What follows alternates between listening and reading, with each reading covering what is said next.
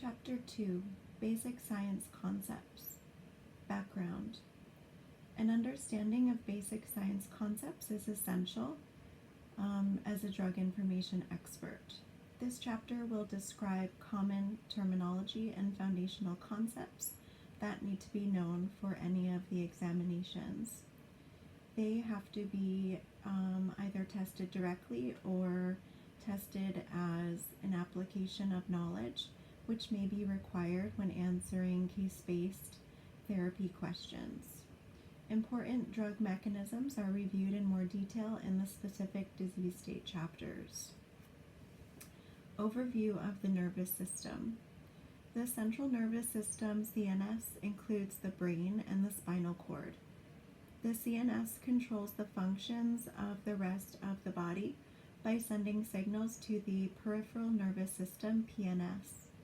The PNS has two main systems, the somatic and the autonomic. The somatic nervous system is voluntary. It controls muscle movement, while the autonomic nervous system is involuntary and controls other bodily functions such as digestion, cardiac output, and blood pressure. Neurotransmitters.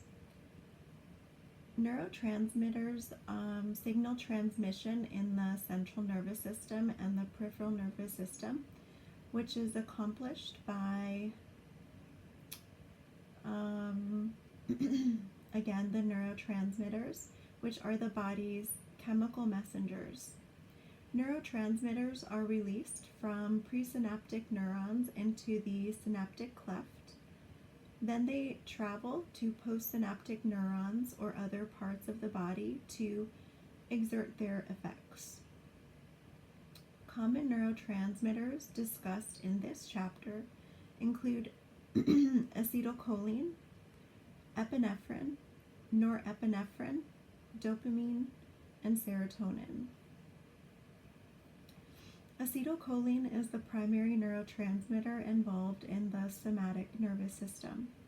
It is released in response to neuron signals and binds to nicotinic receptors in skeletal muscles to affect muscle movement. Neurotransmitters involved in the autonomic nervous system are discussed below. Autonomic nervous system. There are two main divisions of the autonomic nervous system. There's the parasympathetic and the sympathetic. The parasympathetic nervous system, or the PSNS, is known as rest and digest system. The parasympathetic nervous system works by releasing acetylcholine, which binds to the muscarinic receptors located throughout the body, including the GI tract, the bladder, and the eyes. This results in a physiologic response known as the acronym SLUD, which stands for salivation, lacrimation, urination, defecation, digestion. Then there's the sympathetic nervous system, or the SNS, which is known as fight or flight. The sympathetic nervous system works by releasing epinephrine and norepinephrine, which acts on the adrenergic receptors, the alpha-1, beta-1, and beta-2 receptors in the cardiovascular and respiratory systems. Activation of this system will result in blood pressure, heart rate, and bronchodilation. Stimulation of beta-2 receptors in the GI tract will increase glucose production to provide the muscles with oxygen and energy. When the sympathetic nervous system is activated, functions like digestion and urination are minimized to focus on the more important bodily functions for fight or flight.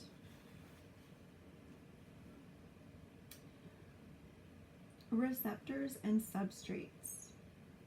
Chemical substances, for example neurotransmitters, are released by cells in the body and act as substrates or ligands by interacting with other cells to communicate and send signals. The substrate binds to receptors on the receiving cell to cause a signal or change. Substrates can be endogenous or exogenous. Once they are bound, the receptor-substrate complex causes some change that results in a biological effect. For example, there could be contraction of a muscle, activation of an enzyme, secretion of a hormone. Substrates that bind to receptors can be agonists or antagonists. An agonist is a substrate that binds to and activates a receptor, producing some type of response. An antagonist, sometimes called a blocker or an inhibitor, binds to a receptor but does not produce a subsequent reaction. The antagonist will bind the agonist from binding and inhibit the subsequent reaction. The interaction of an antagonist with a receptor can be competitive or non-competitive. Competitive inhibition occurs when an antagonist binds to the same active site of a receptor as the endogenous substrate, preventing it from binding and causing a reaction. With non-competitive inhibition, the antagonist binds to the receptor at a site other than the active site. This is called the allosteric site, which changes the shape of the active site and binds the endogenous substrate, prevents the endogenous substrate from binding. In terms of drug-receptor interactions, drugs are exogenous substrates that can act as agonists or antagonists. Examples of drugs that might be looked at in this chapter are albuterol. So albuterol is a beta-2 agonist. So albuterol is a beta-2 agonist, behaves similarly to epinephrine. It binds to beta-2 receptors in the lungs, so think of an albuterol inhaler. This will activate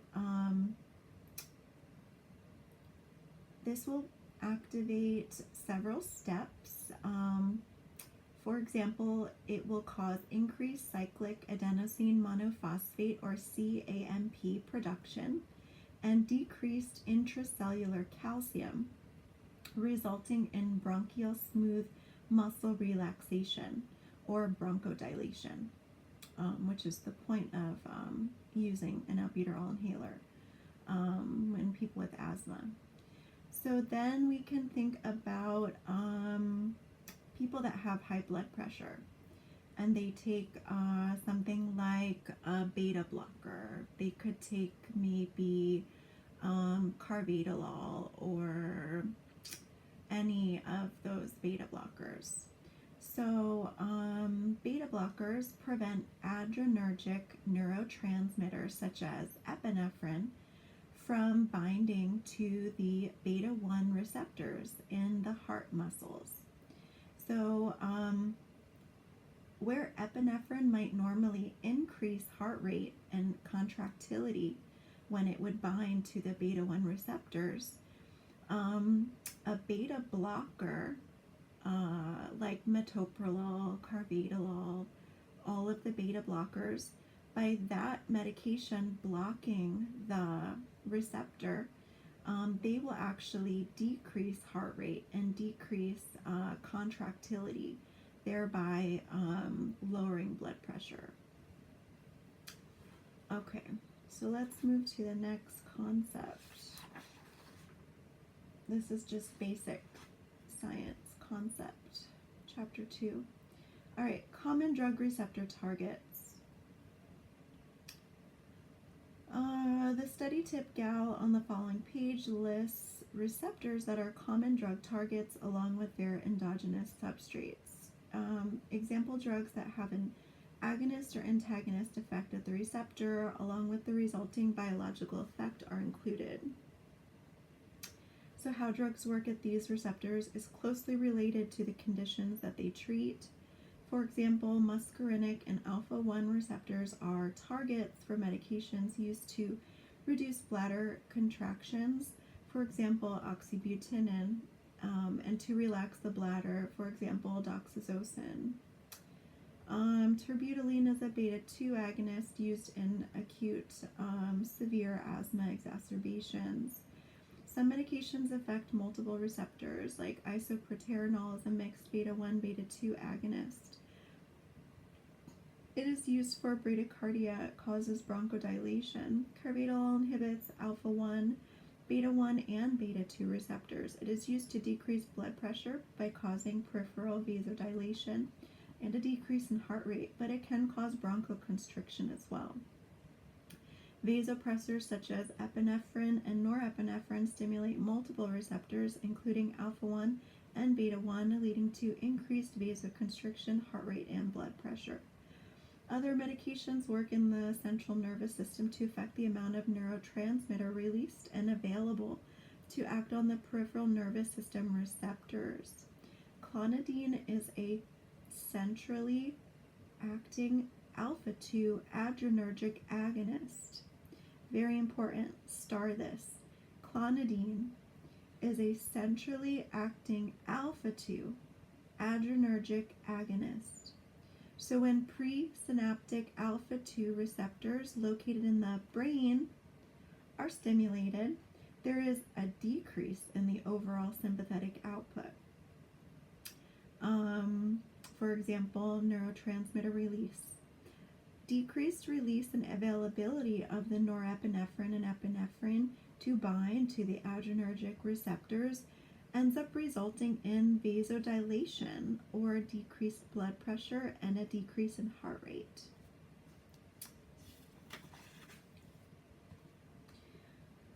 So next we'll look at enzymes. Enzymes are compounds that speed up or catalyze a reaction. For example, creating a new compound or breaking down a compound into smaller parts. The interaction of a substrate with an enzyme can be agonistic or antagonistic, competitive or non-competitive, similar to receptors. An example enzyme is monoamine oxidase, MAO, which is responsible for breaking down catecholamines, for example, dopamine, norepinephrine, epinephrine, serotonin, as shown in the pathway below. The study tip gal on the following page describes common enzyme systems and drug targets that alter enzyme systems. So here's an example of a catecholamine mechanism in an endogenous pathway. So we have tryptophan that is broken down into serotonin and then broken down into harmless metabolites. We have tyrosine that's broken down into dopa, then broken down into dopamine, then broken down into norepinephrine, then broken down into epinephrine, and then broken down into harmless metabolites.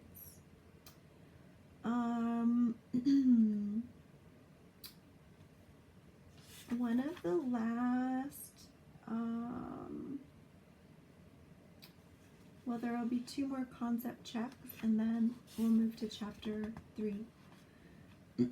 A lot of the rest is going to be charts and diagrams that we can go back and look at later. So we're going to have a reminder about MAO inhibitors, hypertensive crisis, and serotonin syndrome. So when multiple drugs work similarly at the same receptor or enzyme, additive effects can occur, which could be detrimental. For example, so when MAO is blocked by an MAOI inhibitor, there is a buildup of catecholamines. So again, MAO is monoamine oxidase. So When MAO is blocked by an MAO-I, so the inhibitor, there can be the buildup of catecholamines. So this is beneficial for treating depression, but if there becomes too much serotonin that accumulates, and for example, if there's too many medications that are being used to increase catecholamines, this can result in maybe a hypertensive crisis. It could also result in serotonin syndrome. So the diagrams on the following page will list the drugs and foods that could contribute to either a hypertensive crisis or serotonin syndrome, along with the symptoms indicative of each condition. These types of additive drug interactions are discussed further in the drug interactions and depression chapters.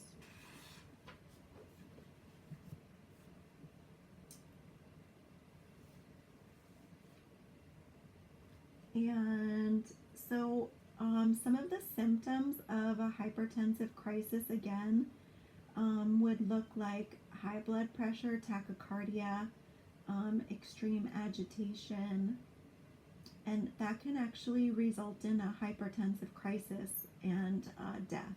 So that is really serious. Serotonin syndrome looks like tremor, akathisia, clonus, hyperthermia, sweating. All right, the last concept check that we're going to do is talking about chemical structures of medications. The expected effect of a drug can be predicted from its mechanism of action and chemical structure. The relationship between the structure of a compound and its activity is referred to as the structure-activity relationship. The common functional groups in drug structure that should be recognized for all of our exams are shown in the table starting on the following page. Knowledge of these functional groups allows for professionals to predict the certain effects and adverse effects of these drugs.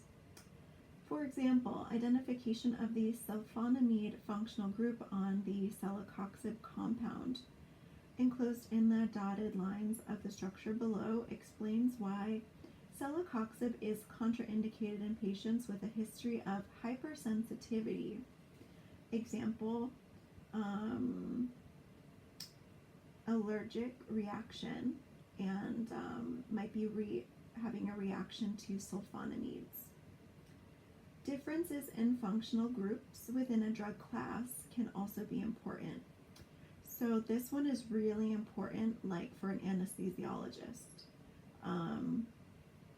So if a patient has a hypersensitivity reaction to one type of drug in the class, for example, an ester type anesthetic such as procaine, other drugs in the class with the same functional group, for example, benzocaine, should be avoided due to the potential for cross-reactivity.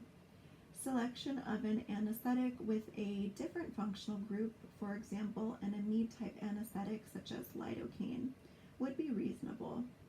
Amide-type anesthetics can be recognized by the I in their name before the cane ending. So lidocaine, bupivacaine, ropivacaine.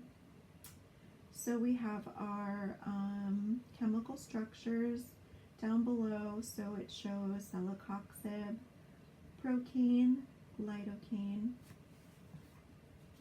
And that will actually end chapter 2, and then we'll just go back and look at all of the charts and diagrams.